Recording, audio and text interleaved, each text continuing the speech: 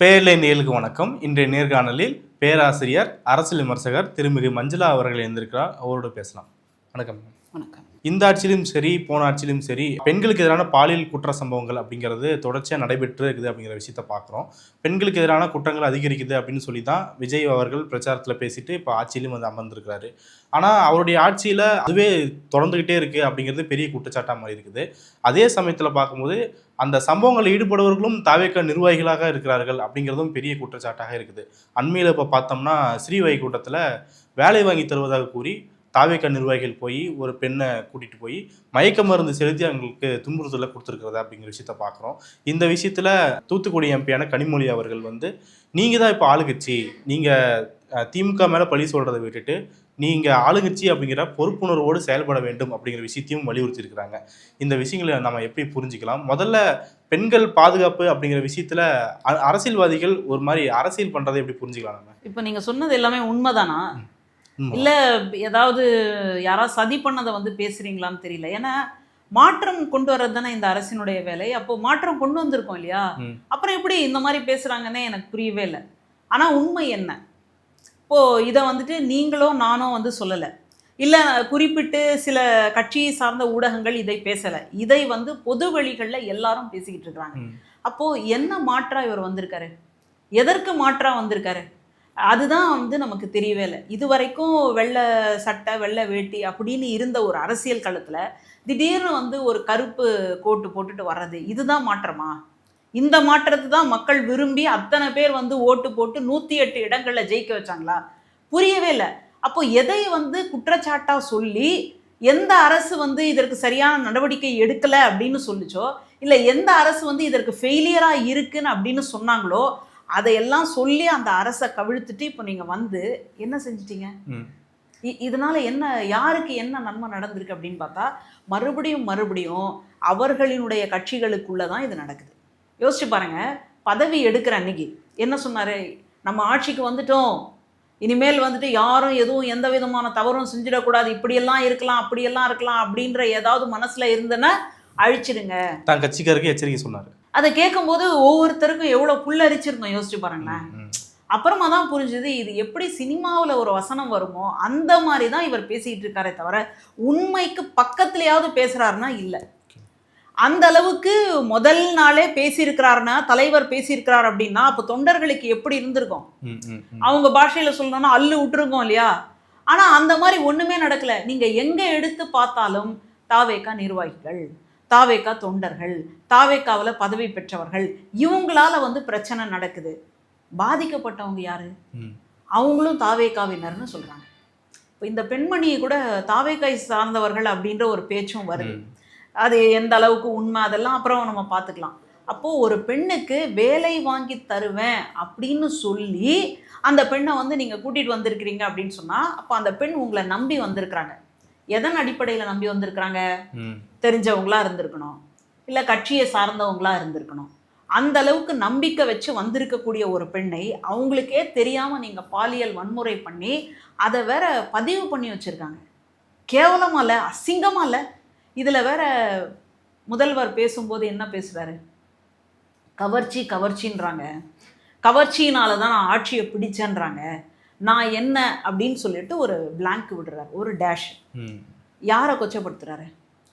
அவர் இருக்கக்கூடிய சினிமா துறையை கொச்சப்படுத்துறாரா, இல்லை சினிமா துறையில் நடிகைகளை வந்து கொச்சப்படுத்துறாரா, யாரை கொச்சப்படுத்துறாருன்றதே எனக்கு தெரியல. அப்போது பெண்களை பற்றிய இவருடைய பார்வை என்ன? இவருக்கு முதல்ல சரியான பார்வை இருந்தால் தான் இவங்களுடைய கட்சியில் இருக்கக்கூடியவங்களுக்கும் சரியான பார்வை இருக்கும். நான் சாதாரணமாக ஒரே ஒரு கேள்வியை கேட்குறேன். ஆட்சிக்கு வர்றதுக்கு முன்னாடி இவரை பற்றிய ஒரு விமர்சனம், கட்சியை பற்றிய ஒரு விமர்சனம் அப்படின்னு வந்தால் அந்த விமர்சனத்தை பேசக்கூடியவர்கள் ஆணாக இருந்தாலும் சரி பெண்ணாக இருந்தாலும் சரி கீழே வரக்கூடிய கமெண்ட்டை படிக்க முடியுமா? இல்லை பொது வழிகளில் இந்த மாதிரி நான் பேசினேங்க, எனக்கு கீழே இந்த மாதிரி கமெண்ட் வந்ததுங்க அப்படின்னு நீங்கள் பொது வழியில் பகிர்ந்துக்க முடியுமா? எவ்வளவு மோசமான ஆபாசமான கொச்சையான சொற்களால் இவங்க வந்து கமெண்ட் அடிச்சுட்டு இருந்தாங்க இல்லையா? அதுக்கெல்லாம் யார் முன்னோடின்னு நினைக்கிறீங்க? அதுக்கெல்லாம் யார் கிரியா ஊக்கி அப்படின்னு இல்லையா? கேட்டலிஸ்ட் யாரு? தலைவர் தான். ஏன்னா தலைவர் வந்துட்டு ஒரு முதல்வர் ஆனதுக்கு அப்புறமா ஒரு கட்சியில நன்றி சொல்றதுக்காக வந்திருக்கிறேன்னு சொல்லிட்டு இந்த மாதிரி பேச முடியுதுன்னா அப்போ தொண்டர்களினுடைய நிலைமை என்ன? இப்போ இந்த சம்பவம் நடந்திருக்கு, இதுக்கப்புறமா அந்த காவல்துறை சரியான நடவடிக்கை எடுக்குமா? சந்தேகமா இருக்கு எனக்கு பயமா இருக்கு, எனக்கு ஒரு கேள்வியா இருக்கு. அண்ணா பல்கலைக்கழகத்துல நடந்த சம்பவம் நடக்கக்கூடாது, நடந்துருச்சு. ஒரு மாணவிக்கு பாலியல் அத்துமீறல் நடந்தது அப்படின்றதுக்காக அந்த நபர், குற்றம் சாட்டப்பட்ட நபருக்கு 6 மாசத்துல தண்டனை கிடைக்குது, 6 மாசத்துல தீர்ப்பு வருது. அந்த மாதிரியான ஒரு துரித நடவடிக்கை இங்க எடுக்கப்படுமா? அப்படி எடுக்கப்பட்டாலாவது அவர்களுடைய தொண்டர்களுக்கோ அல்லது உறுப்பினர்களுக்கோ அல்லது ரசிகர்களுக்கோ ஒரு சின்ன சிவுக்குனாவது இருக்குமா அப்படின்றதான் என்னுடைய கேள்வி. இவ்வளவு தூரம் நம்முடைய தலைவர் பேசினதுக்கு அப்புறமா கூட நம்ம தலைவர் இந்த மாதிரியான குற்றச்சாட்டுகளை சொல்லித்தான் ஆட்சிக்கே வந்திருக்கிறார் அப்படின்றதுக்கு அப்புறம் கூட இவங்களால இந்த மாதிரி பண்ண முடியுதுன்னா இதை எப்படி புரிஞ்சுக்கிறது? அதில் தான் ஒரு சில பேர் என்ன விமர்சனத்தை முன்வைக்கிறாங்கன்னா, ஒரு சில பேர் கட்சி பேரை சொல்லிக்கிட்டு இப்படி பண்ணுறதுனால விஜய் நீங்கள் குற்றம் சாட்டலாமா அப்படிங்கிற விஷயத்த முன்வைக்கிறாங்க. சரி, கட்சி ரீதியாக அவர் என்ன நடவடிக்கை எடுத்தார் அது சொல்லணும்ல. உங்க பேரை வந்து தப்பா கூட பயன்படுத்திட்டாங்கன்னே வச்சுப்போம். உங்களுடைய வாதத்தின்படி அவர் வந்து தாவேகா அப்படின்ற பேரை வந்து தவறாக பயன்படுத்தி இருக்காருன்னா கட்சி என்ன நடவடிக்கை எடுத்தது சொல்லுங்க, வெளிப்படையா சொல்லுங்க. இதுலயும் பேச மாட்டேன்றீங்க, சட்டமன்றத்திலையும் பேச மாட்டேன்றீங்க. இந்த மாதிரி பொது மேடைகள்ல வந்தா யாராவது வசனம் எழுதி கொடுப்பாங்களா என்னன்னு நமக்கு தெரியல. ஏன்னா காகிதத்துல தான் எழுதிட்டு வரீங்க, அதை வச்சு பேசுறீங்க. இப்போ இந்த சம்பவத்துக்கு அப்புறமா கட்சியினுடைய தலைவராக, தமிழ்நாட்டினுடைய முதல்வராக அவர் கூறிய கண்டனம் என்ன? அவர் என்ன அறிக்கை கொடுத்திருக்காரு? இது வரைக்கும் நான் பார்க்கலங்க. ஒருவேளை எனக்கு குறைபாடா இருக்கலாம். எத்தனை பேர் பார்த்தாங்களோ அவங்களாவது சொல்லுங்க, தெரிஞ்சுக்கிறோம். என்ன காரணமா சொல்றாருன்னா, கடந்த ஆட்சியில் இருக்கும்போது போதைப் பொருளை நீங்கள் வந்து தடுக்கிறதுக்கு தவறிட்டீங்க, இது வந்து தெரு முழுக்க வியாபித்து இருக்குது, அதனால தான் இந்த மாதிரியான சம்பவங்கள் நடந்திருக்குது. நீங்கள் வந்து வேர்லேயே வந்து வெந்நீரை ஊற்றிட்டு இப்போ என் மேலே பழி போகிறது நியாயமாக இருக்குமா அப்படிங்கிற விஷயத்த விஜய் அவர்கள் முன்வைக்கிறாரு. இது வந்து பொறுப்பு எடுத்ததுக்கு அப்புறமா தான், முதல்வராக பொறுப்பெடுத்ததுக்கு அப்புறமா தான் தெரியுமா? சொல்லுங்க. அதுக்கு முன்னாடியே இந்த மாதிரி எல்லாம் இருக்கு அப்படின்றது உங்களுக்கு தெரிஞ்ச விஷயம். அப்போ அதெல்லாம் தெரிஞ்சுக்கிட்டு அதைத்தான் குற்றச்சாட்டா வைக்கிறீங்க அப்படின்னா அதற்கான செயல் திட்டம் இருக்கணுமா, இருக்கக்கூடாதா? அந்த செயல் திட்டத்தோட தானே நீங்க முதல்வர் பதவி எடுத்திருக்கணும். அப்போ இவருக்கே நம்பிக்கை இல்லை, நான்லாம் முதல்வர் ஆக மாட்டேங்க, முதல்வர் ஆனா பார்த்துக்கலாம், அதனால அதுக்கு முன்னாடி எனக்கு என்னெல்லாம் சொல்ல முடியுமோ, எதெல்லாம் வாக்குறுதியாக கொடுக்க முடியுமோ, நடக்காதது, நடக்க முடியாதது, இது வரைக்கும் யாருமே செய்யாதது, இந்த மாதிரி நிறைய நீங்கள் வாக்குறுதியாக கொடுத்துட்டீங்க. ஆனால் அதற்கான செயல் திட்டம் இருக்கா அப்படின்னு கேட்டால் இல்லை. அதுதான் இதனுடைய ஃபெயிலியர். இல்லை, அவர் தீர்வாக என்ன முன் வைக்கிறாருன்னா, இப்போது சிங்கப்பெண் அதிரடிப்படை வந்து நான் அடுத்த வாரத்தை தொடங்க வைக்க போகிறேன், அதுக்கு பின்னாடி பாருங்கள் அப்படிங்கிற விஷயத்த சொல்கிறாரு. இதை தான் அவர் கையெழுத்தாகும் முதல் 3 கையெழுத்தில் சிங்கப்பெண் அதிரடிப்படை மற்றும் போதைப்பொருள் தடுப்புக்காகவே தனிப்பிரிவு உண்டாக்கப்படும் அப்படிங்கிற விஷயத்தையும் கையெழுத்தாக போட்டிருந்தாரு. அதை ஒரு சிறந்த தீர்வை நீங்கள் பார்க்கலையா? ஏன் இன்னும் அது நடைமுறைக்கு வரல? சிங்கப்பெண் அதிரடிப்படை அப்படின்றது பேசினா பத்தாது, யூனிஃபார்ம் தயார் பண்ணால் பத்தாது, அதற்கான திட்டம் தீட்டி அவங்கள வந்து செயல்பாட்டுக்கு இறக்கி விடணும். அந்த செயல்பாட்டில் இறக்கி விடப்பட வேண்டிய பெண்களே பாலியல் அத்துமீறலுக்கு உள்ளானாங்களா இல்லையா? அப்போ எங்கே போயிட்டுருக்கோம், எதை நோக்கி போயிட்டுருக்கு? அப்போது எப்போவுமே வந்துட்டு இந்த மாதிரியான குற்றச்சாட்டுகள் நடக்குது அப்படின்னு சொன்னால் காவல்துறையிலேருந்து உளவுத்துறையிலேருந்து தினம் ரிப்போர்ட் போகுமா, அறிக்கை வந்துட்டு முதல்வருடைய நாற்காலிக்கு இது மேசைக்கு வந்துடும். அப்போ முதல்வர் தினமும் அதை பார்க்குறாரா இல்லையா? அதை பார்க்கறாரு அப்படின்னா அந்த அதிரடிப்படை ஏன் இன்னும் தாமதமாயிட்டு இருக்கு? முதல் கையெழுத்து அதுக்கு தான் அப்படின்னு போட்டுட்டு அது ஏன் இன்னும் வந்துட்டு தொடக்க விழாவே காணாம இன்னும் போய்கிட்டே இருக்கு? பாவம், அவருக்கு நிறைய வேலை. இதுக்கு நடுவில் கட்சி சார்ந்தவங்களுடைய இது கிரகப்பிரவேசம், அது பெருசா இது பெருசா இல்லையா? நாட்டில் யாருக்கோ எங்கேயோ ஏதோ ஒன்று நடக்குதுன்னா அதுக்காக வந்துட்டு முதல்வர் குரல் கொடுக்கணுமா? இல்லை கட்சியில் இருக்கக்கூடிய ஒருத்தருக்கு வந்துட்டு கிரகப்பிரவேசம் அப்படின்னா அதுக்கு போகணுமா? அதுக்கு தானே போகணும். ஏன்னா கட்சிக்காக உழைச்சிருக்காரு, நாட்டை பற்றி அதை பற்றி அப்புறம் பார்த்துக்கலாம். அந்த மாதிரி முறையில் இவர் வேலை பார்க்குறாருன்னா மக்களுக்கு எப்படி இருக்கும்? உங்களை நம்பி இவ்வளோ பேர் நம்பி கூட போட்டாங்களா என்னன்னு தெரியல. அதுலேயே நமக்கு ஒரு சந்தேகம் இருக்குது. அந்த கடைசி நேரத்தில் ஒரு பிரச்சாரம் நடந்தது பாருங்களேன், இந்த சாவுற நேரத்தில் சங்கரா சங்கரான்னு ஒரு பழமொழி இருக்குது. அந்த மாதிரி கடைசி நேரத்தில் இந்த பிரச்சாரம், ஏன்னா அந்த பிரச்சாரத்தை முடியறதுக்கும் இதில் நம்ம தேர்தல் ஆணையம் இதோட பிரச்சாரத்தை முடிக்கணும்னு சொன்ன நேரத்துக்கும் சரியாக இருக்குது. அப்படியே மீட் பண்ண மாதிரி. இந்த எக்ஸாம் முதல்லலாம் சும்மா உட்காந்துக்கிட்டு கடைசியில் பெல் அடிக்கிற நேரத்தில் கட கட கட கடன்னு எழுதி கொண்டு போய் நீட்டுவாங்க பாருங்கள். அந்த மாதிரி முதல்லலாம் சும்மா இருந்துட்டு சில இடங்கள்ல ரத்து, பிரச்சாரத்துக்கு நான் வரல அப்படின்னு ரத்தெல்லாம் பண்ணி, அனுமதி கிடைச்சாலும் ரத்து. ஆமா, ஏன்னா அதெல்லாம் திமுக சதின்னு சொல்லணும் இல்லையா? அதுக்காக அதெல்லாம் ரத்து அப்படின்னு பண்ணிட்டு இந்த கடைசி நேரத்தில் கிண்டர் ஜாய்க்கு சாக்லேட்டுக்கு எப்படி அடம் பிடிப்பீங்களோ அந்த மாதிரி விசில் சின்னத்துக்கு போட வைக்க வேண்டியது உங்களுடைய வேலை அப்படின்னு சொல்லி முடிக்கிறார். அதுக்கப்புறம் யாராலையுமே பேச முடியல, எந்த கட்சியாலையும் பேச முடியல. ஏன்னா அதோட பிரச்சாரத்துக்கான நேரம் முடிஞ்சு போச்சு. இந்த மாதிரி கொல்லைப்புற வழியாக எல்லாத்தையும் வந்து சாத்தியப்படுத்திட்டு எப்படி பேசுகிறாங்கன்னே தெரியல. அப்போது குழந்தைகளை வந்துட்டு இந்த எலெக்ஷன் பணிக்கு வந்து தூண்டுறதுக்கு சமம் இது. எலெக்ஷன் வேலைகளில் குழந்தைகளை நேரடியாக கூட்டிகிட்டு வந்து பண்ணுறதுக்கும் நீங்கள் எப்படியாவது விசில் சின்னத்துக்கு ஓட்டு போட வைங்க அப்படின்னு சொல்கிறதுக்கும் என்ன வித்தியாசம் இருக்குது? இப்படியான ஒரு ஆட்சியை அமைச்சிட்டு நாங்கள் வந்துட்டு ஒரு புனிதர்களாக இருக்கிறோம், நாங்கள் வந்துட்டு எல்லாத்தையும் மாற்ற போகிறோம் அப்படின்னு சொன்னால் எப்படி புரிஞ்சுக்கிறது? அதனால் மக்களுக்கு வந்துட்டு இப்போவே கொஞ்சம் கொஞ்சம் நம்பிக்கை அப்படின்றது போயிட்டு தான் இருக்குது. இதுக்கு மேலேயும் நான் இந்த இதுக்கு அந்த இனாகிரேஷன் பண்ணாமல் வேறு வேறு வேலைகளில் இருப்பேன் அப்படின்னு சொன்னால் இது நல்லதுக்கே இல்லை. ஒரு 6 மாத காலம் வேணும் அப்படின்னு எல்லா கட்சிகளும் நினச்சது உண்மைதான். ஆனால் அது எதுக்கு? அரசியல் நகர்வுக்கு, அரசியலில் வந்து ஒரு புரிதல் ஏற்படுவதற்கு. ஆனால் சட்ட ஒழுங்கு பிரச்சனைக்கெல்லாம் 6 மாதம் காத்திருக்க முடியுமா? 6 மாதம் எல்லாரும் தூங்குங்க. ஒருவேளை ராமாயணத்தை படிச்சுட்டு வந்திருப்பாரோ, அதில் கும்பகர்ணன் என்ன பண்ணுவான்னா 6 மாதம் தூங்குவான், 6 மாதம் முழிச்சிட்டு இருப்பான். அந்த மாதிரி 6 மாதம் எங்களுக்கு வந்து நேரம் கொடுங்கன்னு சொல்கிற மாதிரி இருக்குது. அப்போ நீங்கள் முதல்வராக எடுத்ததுக்கு அப்புறமா, பொறுப்பெடுத்ததுக்கு அப்புறமா என்ன மாதிரியான பயிற்சி உங்களுக்கு இருக்குது? உங்களுடைய அமைச்சர்களுக்கும் உங்களுடைய சட்டமன்ற உறுப்பினர்களுக்கும் என்ன பயிற்சி கொடுத்துருக்கீங்க? இதுக்கு முன்னாடி எல்லாம் கட்சிகள் இந்த மாதிரி பொறுப்புக்கு வருது அப்படின்னா பயிற்சி மேற்கொண்டு இருக்காங்க. உங்களுக்கு அதற்கான செயல் திட்டம் இருக்கா? இதைத்தான் நம்ம மறுபடியும் வைக்கிறோம். நீங்கள் கையெழுத்து போட்டீங்க, பேர் வச்சிங்க, சோறு வச்சிங்களா?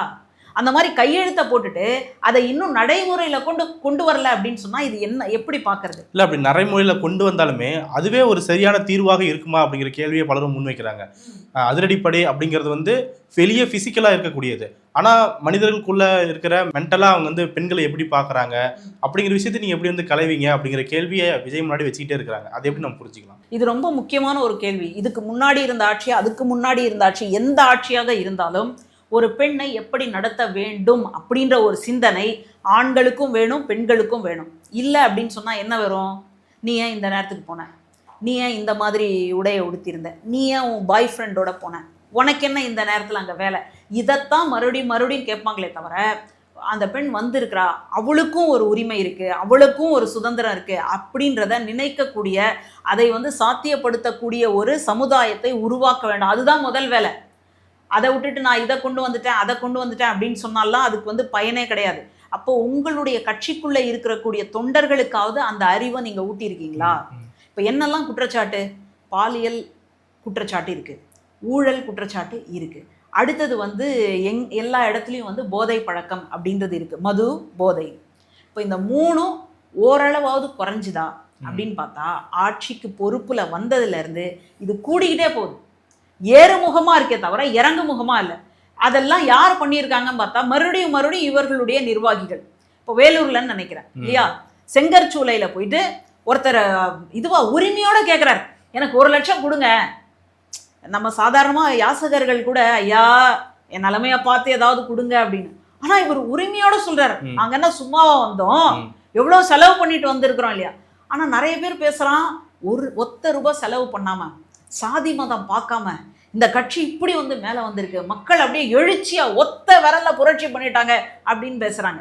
ஆனால் அந்த நபர் என்ன சொல்கிறாருன்னா, அந்த நிர்வாகி, நாங்கள்லாம் செலவு பண்ணியிருக்கிறோம்ல, அதெல்லாம் எடுக்க வேணாமா, அதனால் 1 லட்சம் வேணும் அப்படின்னு சொல்லி உரிமையோட பேசுகிறாரு. யார்டா நீங்கள்லாம், யாருப்பா, எங்கப்பா இருந்தீங்க அப்படின்னா தாவேக்கால தாங்க இருந்தோம். அப்போ இவ்வளோ நாள் வந்துட்டு ஆட்சிக்கு வரனால அமைதியாக இருந்தோம், இப்போ ஆட்சிக்கு வந்துட்டோம் இல்லையா அப்படின்னு போகிறாங்க. அப்போது தாவேக்காவுடைய பேரை பயன்படுத்தி பாலியல் சீனில் ஈடுபடுறதுக்கெல்லாம் நாங்கள் ஆட்சிக்கு வந்து விட்டோம் அப்படிங்கிற கீ வந்து அவங்கள்ட்ட கிடைச்சிருக்கா? நிச்சயமா, இல்லாட்டி எப்படி வரும்? இப்போ பாட்டிலுக்கு 10 ரூபான்னு பண்ணார் இல்லையா, அது அவுடேட்டட். இப்போ அப்டேட் என்ன? பாட்டிலுக்கு 20 ரூபா. அதை பாடுறாரா? அப்போது ஈஸியாக இந்த பாசிங் த பால்னு விளையாடுவோம். அதில் அந்த மியூசிக் வர்ற வரைக்கும் பால் கையில் இருக்கலாம், மியூசிக் நின்றுடுச்சுன்னா யார் கையில் பால் இருக்கோ அவங்க அவுட்டு. அதனால் என்ன பண்ணுவாங்கன்னா, கையில் பால் வந்த உடனே வேகமாக அப்படியே திருப்பி விடுவாங்க பாருங்க. அந்த வேலையைத்தான் முதல்வர் செஞ்சுருக்கார், இன்றைய முதல்வர். அதனால் இப்போ என்ன பண்ணுறாங்கன்னா, இது எல்லாத்தையும் வந்து குற்றச்சாட்டுன்னு வச்சாங்க இல்லையா, அப்போ இது அவங்க கட்சிக்குள்ளே இருக்கக்கூடிய நபர்களுக்கு தெரியுமா தெரியாதா?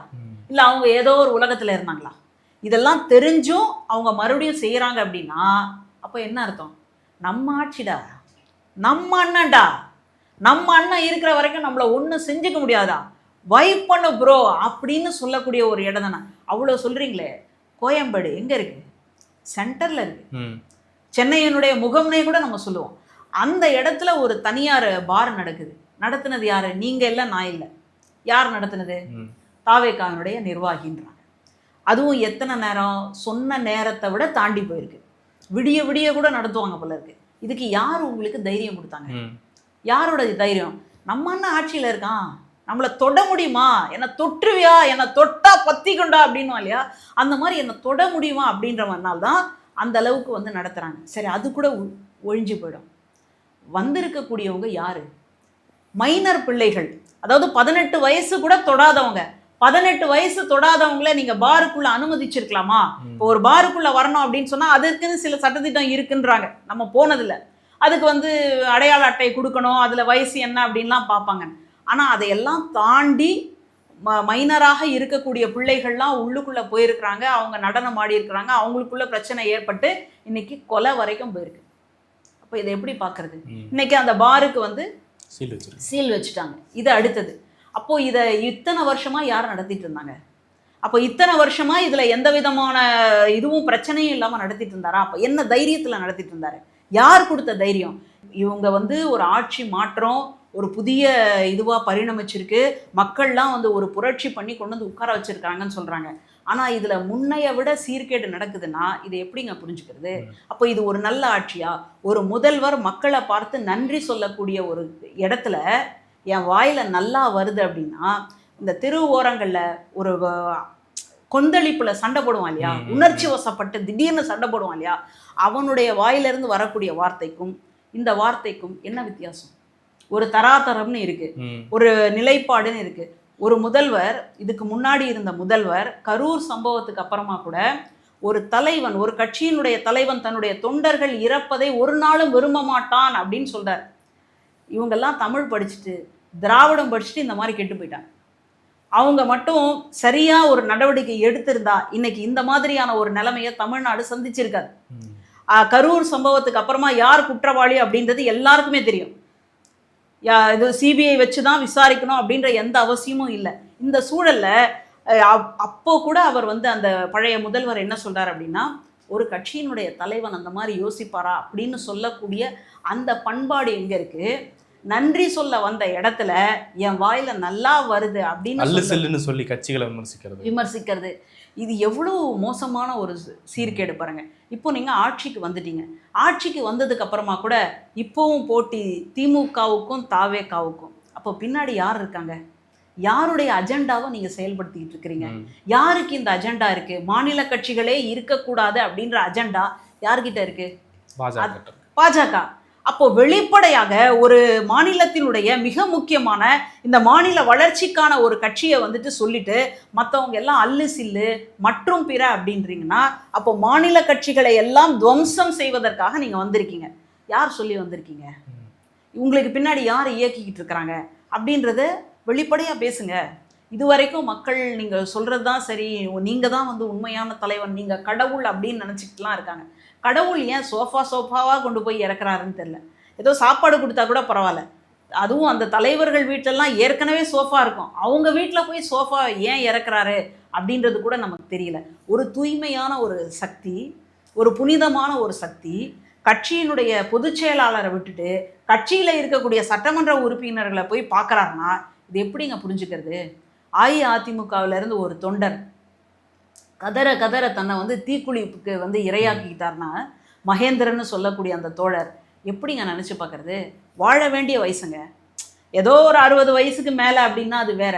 வாழ வேண்டிய வயசில் ஐயோ என்னுடைய கட்சி, இவர் எம்ஜிஆர் தொடங்கிய கட்சி, ஜெயலலிதா அம்மையார் வளர்த்த கட்சி, ஐயோ என்னுடைய கண்ணுக்கு முன்னாடி இப்படி செதஞ்சு போகுதே அப்படின்றத தாங்கிக்க முடியாமல், அடுத்த பிறவின்னு ஒன்று இருந்தாலும் நான் இந்த கட்சியில் தான் வரணும் அப்படின்னு நினைக்கக்கூடிய, என்னுடைய இறுதி சடங்குல வந்து எடப்பாடி அவர்கள் வந்து அஞ்சலி செலுத்தணும்னு சொல்லக்கூடிய ஒரு நபர் பரிதவிச்சு தன்னுடைய உயிரை விட்டுருக்காருன்னா இதெல்லாம் நல்லதுக்கா?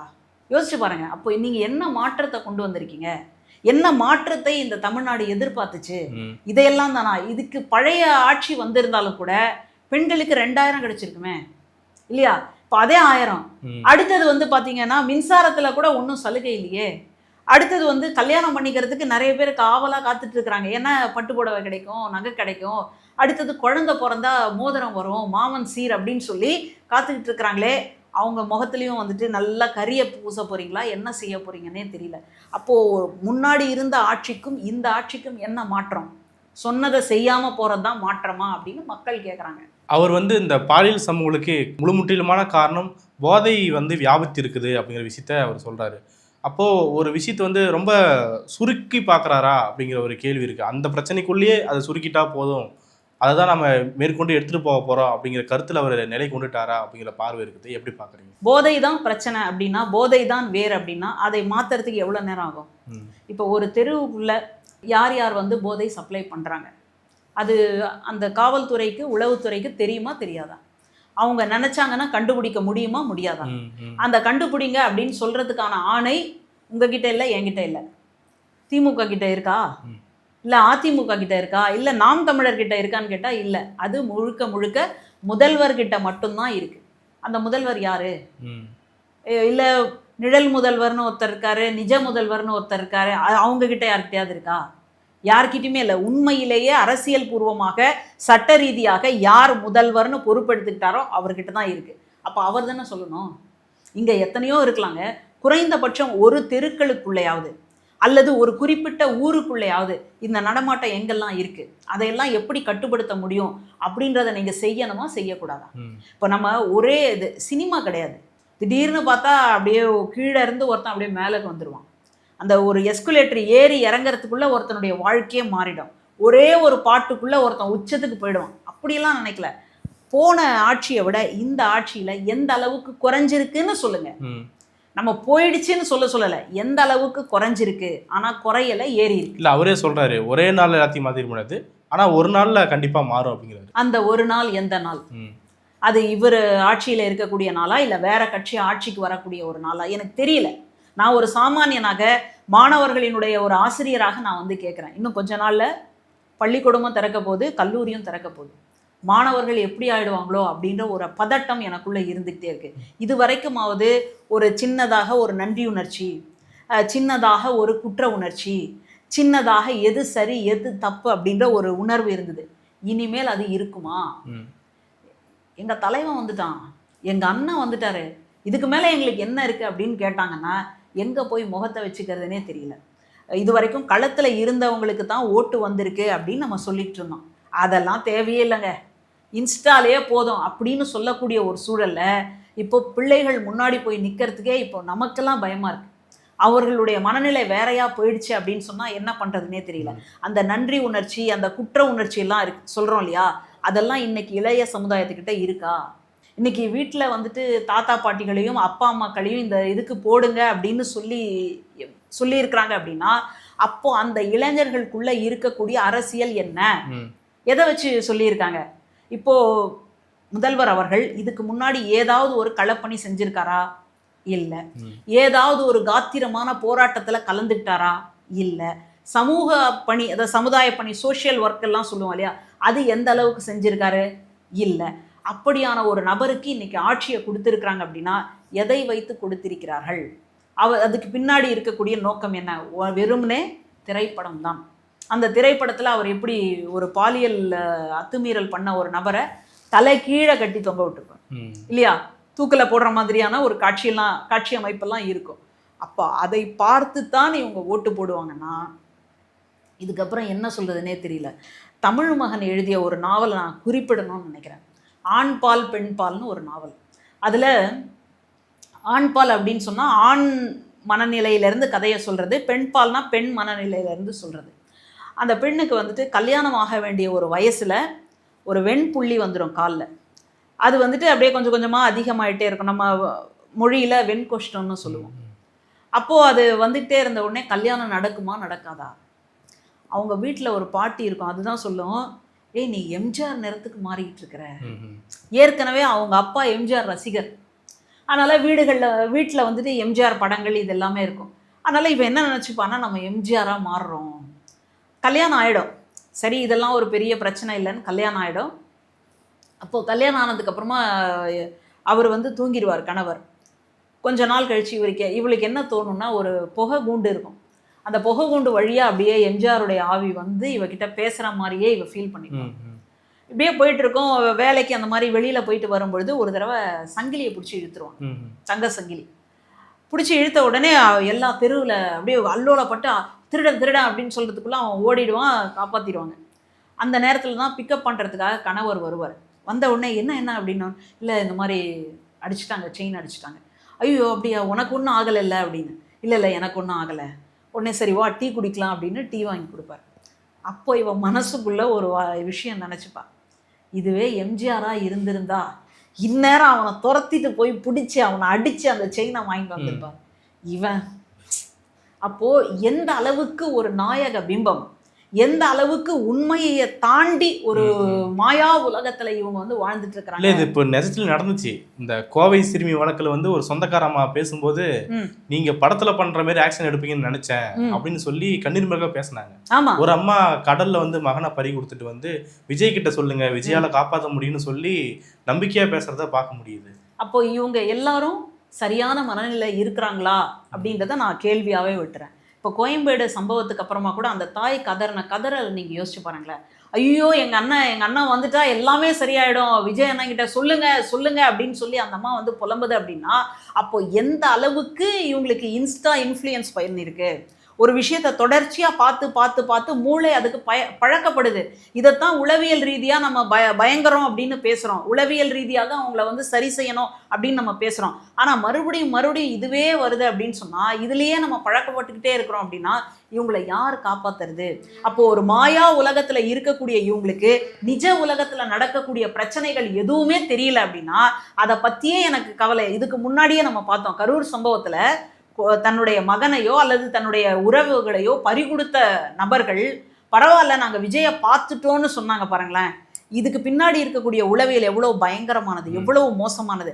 அந்த இடத்துல இருந்து தான் இந்த போதை பழக்கத்தை நீங்கள் பார்க்கணும். அந்த எப்படி வந்து இந்த இன்ஸ்டா இதுக்கு வந்து போதையாகி கிடக்கிறாங்களோ அந்த மாதிரி இதில் வந்து போதையாகி கிடக்கிறாங்க. போதையாகி கிடக்கிறவங்களுக்கு கொஞ்சமாவது குற்ற உணர்ச்சியோ, கொஞ்சமாவது நன்றி உணர்ச்சியோ, அல்லது கொஞ்சமாவது இது சரி தப்பு அப்படின்ற உணர்வோ இருந்தால் அவர்களை நாம் மீட்டெடுத்து கொண்டு வர முடியும். ஆனால் அதிலிருந்து மீட்டெடுத்து கொண்டு வர்றதுக்கு அரசு நிச்சயமாக வேலை பார்க்க வேண்டும். இதுக்கு முன்னாடி சிற்பின்னு ஒரு திட்டம் இருக்கு. அந்த சிற்பின்ற திட்டம் வழியாக மாணவர்களை, பள்ளிக்கூடத்து மாணவர்களை நல்வழிப்படுத்துவதற்காக இப்போ நம்ம ஸ்கவுட்டு, என்எஸ்எஸ், கைட்ஸ்ன்னு சொல்கிறோம் இல்லையா, அந்த மாதிரியான திட்டம் அது. அதை வச்சு குழுவாக பிள்ளைகளை வந்து கொண்டு வந்து அவங்களுக்கு இல்லை நல்ல விஷயங்களை வந்து சொல்லி கொடுக்கக்கூடிய ஒரு தன்மையை பார்த்தோம். அதுக்கெல்லாம் இன்னைக்கு இருக்கக்கூடிய அரசு எந்த அளவுக்கு முயற்சி எடுக்க போகுது அப்படின்றது எனக்கு தெரியல. ஆனால் இது எல்லாத்துக்கும் மையப்புள்ளியாக போதை இருக்குது அப்படின்னா அதையெல்லாம் ஒழிப்பேன்னு சொல்லிட்டு தான் நீங்கள் வந்திருக்கீங்க. அப்போ நீங்கள் என்ன செஞ்சுருக்கீங்க? பழைய இதையே பல்லவியே பாடுறதுக்கு இன்னொரு முதல்வர் தேவையா அப்படின்னு மக்கள் நினைக்கக்கூடிய காலம் உடனே வரும். பல்வேறு முக்கியமான விஷயங்கள் பண்ணிட்டீங்க. உடைய நேரத்துக்கும் கருத்துக்கும் நன்றி.